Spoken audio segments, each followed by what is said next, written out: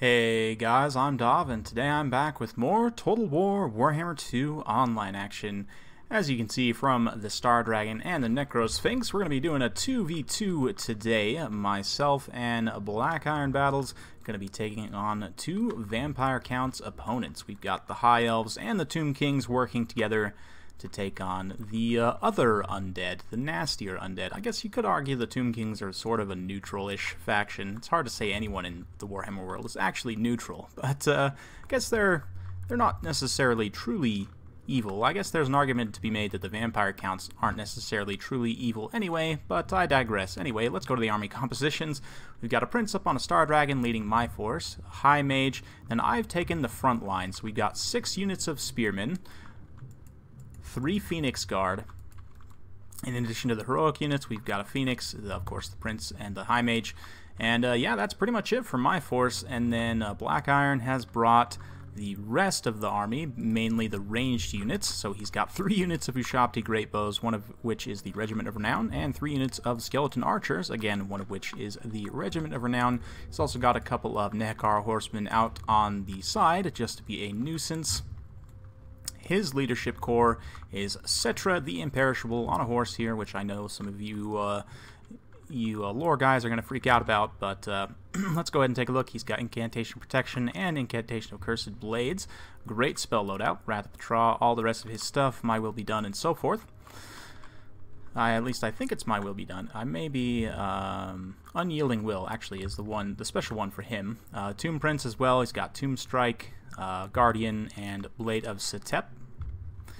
And yeah, that's pretty much it for our forces. For the massive horde of undead laid out against us, we've got 2 Terrorgeist and a front line of zombies for the Sylvanian force. We've got 4 units of Crypt Horrors, 3 units of Grave Guard, and Vlad von Karstein. So a pretty headstrong, straightforward build. Then for the Red Duke's Musion forces, we've got Skeleton Warriors flanked by Skeleton Spears, a front line of zombies, 2 units of Cairn Wraiths, 2 units of Grave Guard, and 2 Necromancers on the Corpse Carts, both of which have the same spell loadout, Invocation, Raise Dead, and Curse of Years. They both also have the Forbidden Rod, and the Red Duke, of course, on foot this time. He's also got the same spells, Invocation, Raise Dead, Curse of Years, and he also has Wind of Death. Interesting. Foe Seeker and Elseef to round things out. So without further ado, let's go ahead and kick things into full gear. And obviously my High Mage is hidden right now, so these 2 Terror guys can't see them. But yeah, they're in for a pretty rough time if they fly over here, because we can catch them with the High Mage. And then, of course, the Star Dragon is a crazy good monster. It only 80 armor, but it does have 64 melee attack, 58 defense, a huge amount of armor-piercing damage at 435 with 145 base. And at this point, the trap is sprung, so we're going to pop the buffs on this guy, putting his weapon strength up to 784 in total with 90 melee attack. Of course, the fire damage. The Tempest is also doing damage, as it's an Overcast Tempest, and the Ushabti Great Bows of Black Iron also firing in. And just look at how fast these Terrorgeists are getting melted here. We'll go in for a cinematic shot for just a moment as the Tempest starts to fade.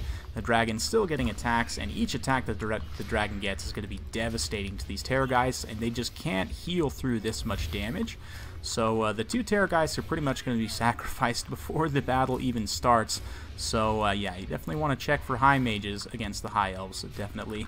And that's 4,000 resources down the drain immediately. Meanwhile, Black Iron throwing in his Skeleton Horsemen just to kind of bog things up from Musion's advance. That way we can try and focus on the Sylvanian force first. You can see I've formed up 2 units in kind of a defensive pocket here to form kind of a sidewall. Hounds are coming in the back line, but we've got the Phoenix and the Sphinx of Usek responding. Of course, Cetra and his Tomb Prince bodyguard there as well. Both the Terrorgeists are now fallen.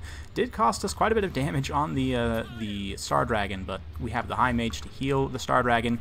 Meanwhile, the Vampires just charged straight in, head first, into a line of braced spears and halberds. Of course, Phoenix Guard have expert charge defense, so even infantry won't get their charge bonus.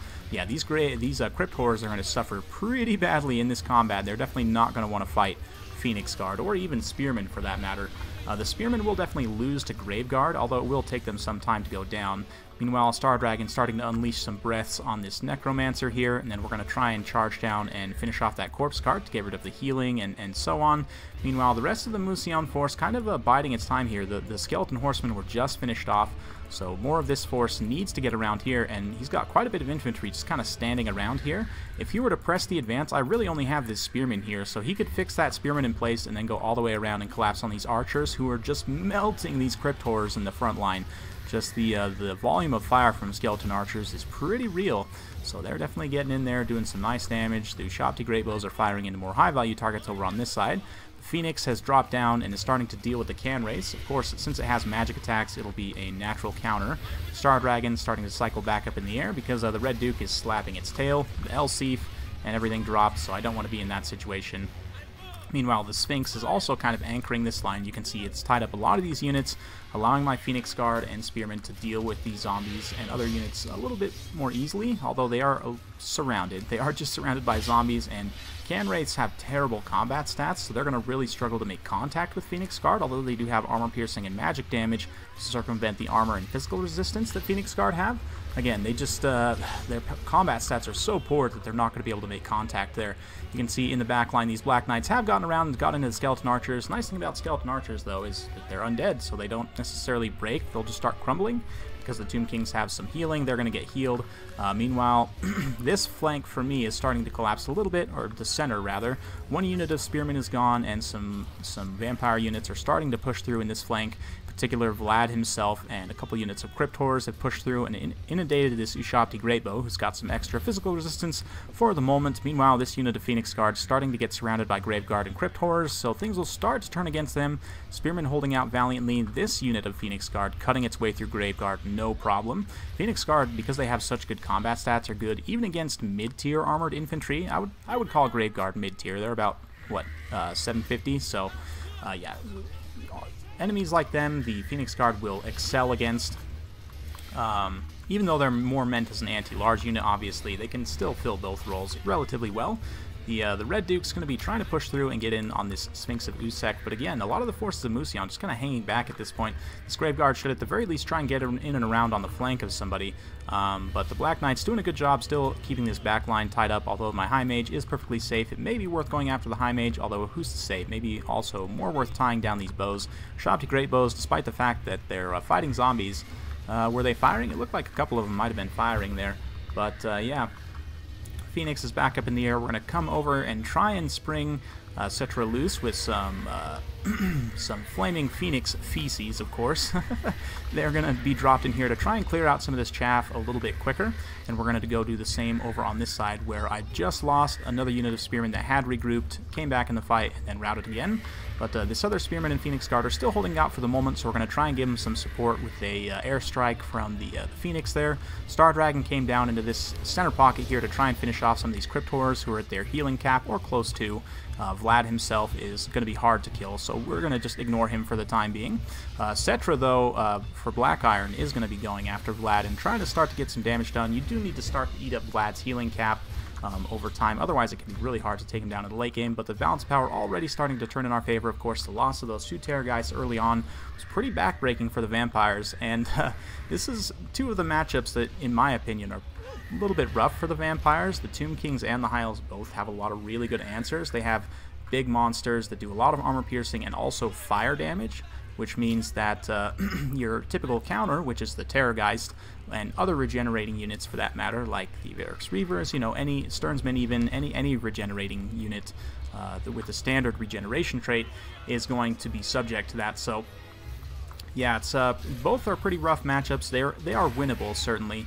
But especially with this kind of combined arms build where we were able to take down those Terrorgeists early on with a nice little ambush and then just kind of weather the storm here through attrition. The High Elf Infantry starting to suffer a little bit. We still do have a few new units healthy, but this Phoenix Guard, unfortunately the Sphinx was not able to save them in time. They did get routed off, but we've still got one more Phoenix Guard here holding out relatively healthy. Actually still almost full unit models. They've only lost less than 10 unit models. In fact, well, this other Phoenix Guard has taken quite a bit more damage. But again, even on the Star Dragon, I'm not necessarily going to want to fight the Red Duke one-on-one because his combat stats are so good, especially when he drops that Elseef on the Prince. Then the Prince's combat stats will just tank. I mean, they're still good, but compared to the Red Duke, he will not be able to make great contact with him, and he'll get hit in return, so it's not great. Especially, it's interesting, when infantry models are fighting infantry heroes, lords and heroes, are fighting big monsters, they can consistently get attacks because the monster's hitbox is so big, their splash attack, the full amount of their splash attack hits the monster. However, the monster, on the other hand, when they're trying to hit the infantry lord, at least if the infantry lord is mixed in with its own infantry, the splash attack is getting split between all the units that it hits, right? So the infantry lord isn't going to take the full attack of the splash damage, even if the monster attacks. Oftentimes, in that situation, monsters will turn in another direction and simply attack the infantry that are surrounding them. So it can be tricky, actually, to duel an infantry lord with a monster. It's oftentimes a more beneficial situation to just walk the other direction. You have the advantage of mass and speed, so you might as well just walk away and choose a more favorable engagement on your own terms. But in terms of the late game here, vampires are pushing through pretty well. Despite everything, they've done a very good job of pushing through, and a lot of the high elf forces are very tattered here. The mage, though, critically, is still very healthy. We got the healing proc on the Phoenix, and oh man, you see that? The Phoenix just came down and charged Vlad, just totally stole the kill from Cetra, so yeah, I'm sure Cetra's not overly happy about that. But anyway, sure he'll get another crack at it someday. But with Vlad's demise, balance power shifting even more in our favor. A lot of the vampire units starting to crumble away at this point. The forces of Sylvania are pretty much completely gone now. In fact, just crumbled away. And the Red Duke's forces are now facing disintegration. So the Red Duke is going to be the last to fall, but his magic is broken. All of his minions are gone. And there's a Star Dragon. So yeah, it's going to be the end of the day for the Red Duke. And victory for the alliance of the High Elves and the Tomb Kings. So yeah, well played to our opponents. Hope you guys enjoyed watching. There is a summoned unit of zombies here that we'll go ahead and fast forward through as we just kind of work through them. But yeah, it was a super fun battle. And thank you, by the way, to everyone who donated to Black Iron's GoFundMe. It's been huge, and the outpouring of love and support from the community has been really heartwarming. It makes me proud and just overjoyed to be part of such a cool community. You guys are amazing, and we did a really good job helping him out. I know he's very, very grateful, so thank you to everyone who donated. Even if you didn't donate, if you just watched the video and supported emotionally, that's great too. But yeah, super fun battle. Hope you guys enjoyed watching. I know I kind of skipped over the end screen there pretty quickly, but this video is already getting a little bit long as it is.